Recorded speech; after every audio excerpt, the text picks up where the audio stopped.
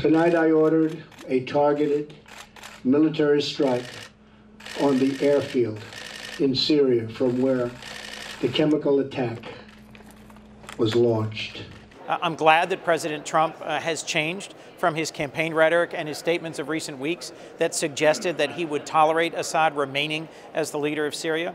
And I think this attack was appropriate, was proportionate, but it does raise more questions than it answers. What's the next step? How are we going to avoid getting sucked into a widening conflict in the region? My hope is that the international community will step up and will join us in this and say Assad really does have to be removed. We can't just say it.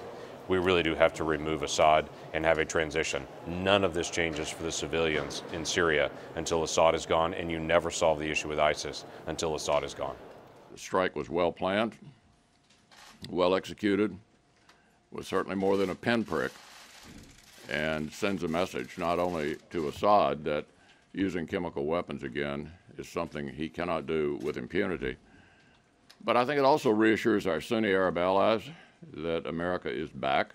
I do think it impacts the cost-benefit calculus, not just for Assad, but for Vladimir Putin, who himself is a war criminal. My guess is they lost significant ability to launch airstrikes in that part of Syria for the time being, and that's going to have an impact on the ground and some of the battle going on the ground.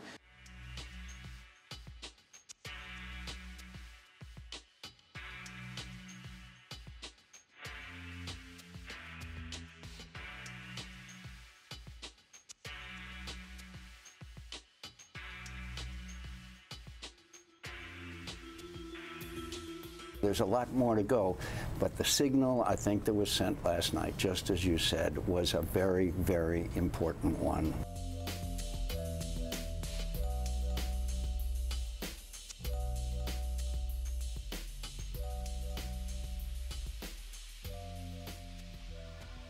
There is no legal justification for this. I think from a moral standpoint, absolutely, I agree with Senator Rubio.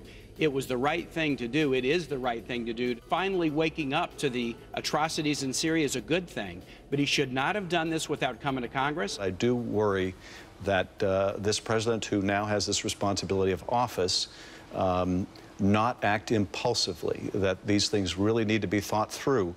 If we're lucky, there won't have been civilian casualties, and if we're luckier still, there won't have been Russian casualties.